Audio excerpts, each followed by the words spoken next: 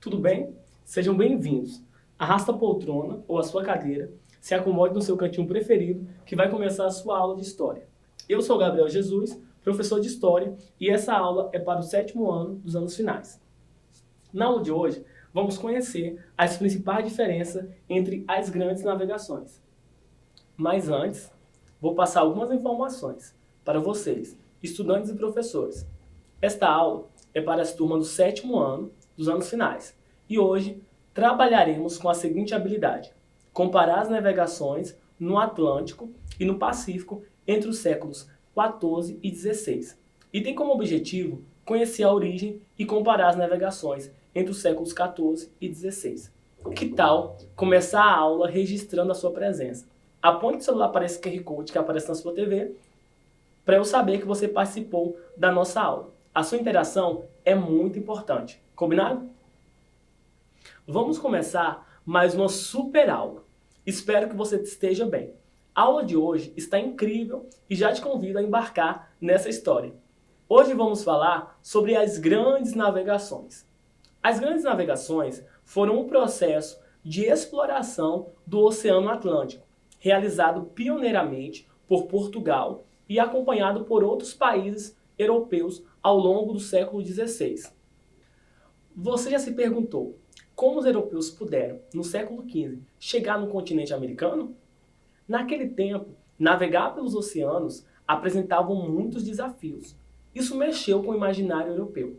Precisamos lembrar que o oceano era um lugar onde reinava o imprevisível, ou seja, os navegadores não tinham certeza do que poderia acontecer, nem do que poderiam encontrar pelo caminho. Eles até acreditavam que existia um monstro nos oceanos, como você está vendo aqui na sua TV. Quando falamos de grandes navegações, o primeiro país que vem em mente é Portugal, que se lançou como pioneiro na navegação e exploração do Oceano Atlântico, interessado principalmente na abertura de novas rotas comerciais. Esse empreendimento foi motivado pela tomada da cidade de Constantinopla em 1453. Constantinopla foi conquistada e subjugada pelo sultão otomano Maomé II. Esse cara aqui, que aparece na sua TV, que ficou conhecido como o Conquistador. Na segunda imagem, que também podemos ver a tomada da cidade, com vários homens invadindo e ateando fogo nos muros. Os comerciantes europeus que passavam por Constantinopla eram obrigados a pagar altas taxas. Isso levou os comerciantes a buscarem novas rotas para chegar ao Oriente e trazer de lá produtos de luxos bastante apreciados pelos europeus. Você já viu algum desses produtos na cozinha da sua casa? Como, por exemplo, pimenta, gengibre, cravo, canela, noz moscada, açafrão e ervas aromáticas? Esses eram produtos considerados de luxo, né? Então aqui nós podemos ver a pimenta, o colorau, que é muito usado na nossa culinária, o cominho e a cúrcuma. Então esses produtos que hoje, né, a gente tem livre acesso a eles com preços acessíveis, eles eram considerados produtos de luxo. Pois bem, esses produtos que hoje são bem acessíveis e podemos encontrar no mercadinho da esquina, no hipermercado ou em feiras livres com preços razoáveis, na época eram considerados produtos de luxo da alta sociedade.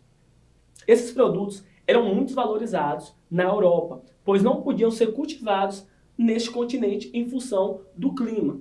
O surgimento e crescimento da burguesia também aumentou a demanda por produtos considerados de luxo na época. Os burgueses eram uma classe social que tinha recursos, granas. Então aqui, hoje, se você quiser comprar um desses produtos que nós estamos falando, pimenta, cúrcuma e etc., você vai numa feira livre, no mercadinho, no mercado da esquina e compra. Mas naquela época, esses eram produtos de luxo que eram usados, né, apenas pelos burgueses, que era o pessoal lá da grana, que tinha dinheiro, que era a elite da época.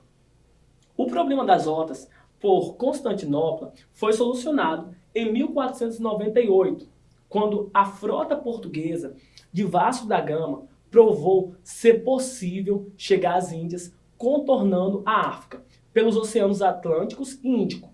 A partir dessa descoberta, uma aliança foi celebrada entre a burguesia mercantil e as monarquias da época.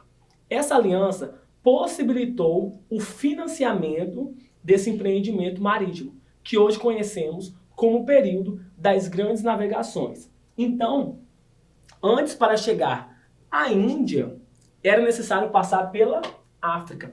Só que a frota portuguesa de Vasco da Gama descobriu ser possível contornar a África e chegar no destino que eles queriam para comprar, né, esses produtos considerados de luxo e trazer para a Europa.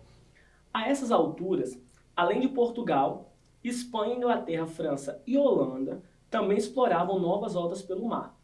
Mas como esses navegantes conseguiram chegar tão longe sem as tecnologias que temos hoje? Sem o celular, sem o GPS, sem o localizador? Essa pergunta eu respondo já já. Antes, gostaria que você registrasse sua presença na aula de hoje. É bem simples e fácil. Basta apontar o celular para o QR Code e subir a sua presença. Combinado? A pergunta é: como os navegantes conseguiram chegar tão longe sem as tecnologias que temos hoje? Os europeus desenvolveram embarcações maiores, mais rápidas e com maior autonomia de navegação. As caravelas, desenvolvidas pelos portugueses, mediam cerca de 30 metros de comprimento. Tinha de 2 a 4 mastros e suas velas triangulares eram chamadas de latinas. Essas velas permitem que as caravelas usem o vento ao seu favor. Além do aperfeiçoamento das embarcações, os instrumentos de localização também iam se aprimorando. Então aqui, como eles chegaram sem a tecnologia que nós temos hoje? Aqui, através da tecnologia que eles tinham na época, usando os recursos que eles tinham na época. Então, os navios mediam cerca de 30 metros e eles usavam ali no mastros as caravelas que iam a favor do vento para impulsionar eles para o destino que eles queriam. Um desses instrumentos era o quadrante, instrumento que possibilitou a medição das latitudes a partir de medidas angulares entre dois pontos no céu. Essas medidas contribuíram para a criação de novos mapas mais precisos. As bússolas, por exemplo, antes das navegações, possuíam um sistema de localização simples. Foram aperfeiçoadas durante esse período e passaram a usar um sistema que compensava o balanço do navio. No final dessa aula, vamos tentar reproduzir artesanalmente esse instrumento aqui, a bússola, tá bom? A expansão marítima portuguesa interessava a monarquia, que buscava fortalecimento, interessava também a nobreza, interessada em conquista de terras, interessava também a Igreja Católica, a possibilidade de cristianizar outros povos e, por fim, interessava a burguesia mercantil, que desejava ampliar os seus lucros. Por sua vez, Espanha se tornou um Estado nacional somente em 1469, com o casamento de Isabel de Castela e Fernando de Aragão, esses dois aqui. Dois importantes reinos cristãos que enfrentaram os mouros na Guerra da Reconquista. No ano de 1492, o último reduto mouro, Granada, foi conquistado pelos cristãos. Neste mesmo ano, Cristóvão Colombo, que acabamos de ver a foto dele, ofereceu seus serviços aos reis da Espanha. Colombo acreditava que, navegando para o oeste, atingiria o Oriente.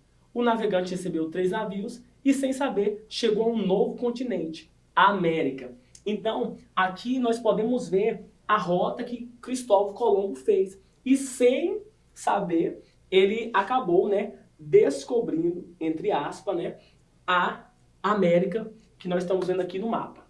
Portugal e Espanha logo se adiantaram, buscando evitar conflitos sobre os territórios descobertos ou a descobrir. Resolveram assinar um acordo proposto pelo Papa Alexandre IV.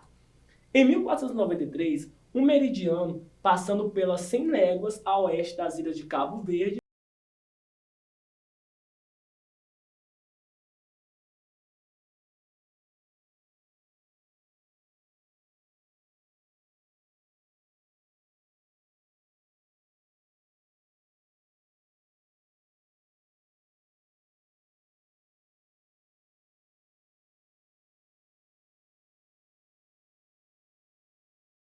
Então, essa linha aqui dividia as terras ali de Portugal e os territórios de Castelas e é chamado de Tratado de Tordesilhas. E se existisse um ranking para os países atrasados em relação marítima, esses três aqui ganhariam: a Inglaterra, a França e a Holanda. Porque o atraso na centralização política justifica o atraso dessas nações na expansão marítima, tá bom? Então aqui está o ranking dos atrasados. A Inglaterra e a França envolveram-se na Guerra dos 100 Anos, que durou de 1337 a 1453. A Guerra dos 100 Anos foi um período de